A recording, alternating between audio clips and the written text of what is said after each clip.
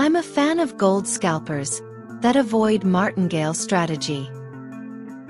And Phoenix Blizzard Gold EA is a perfect example of this. In nearly 6.5 months, this EA achieved an impressive 473.8% return, while maintaining a relatively moderate drawdown of 16.77%. Well, this is somewhat of a red flag. It only takes buy trades, and no sell trades. So in bear market, it may not do well. Its trade holding time is 41 minutes on average, so it is a scalper. I don't see increment in lot size, so it is not a martingale EA. Its monthly profit is really high.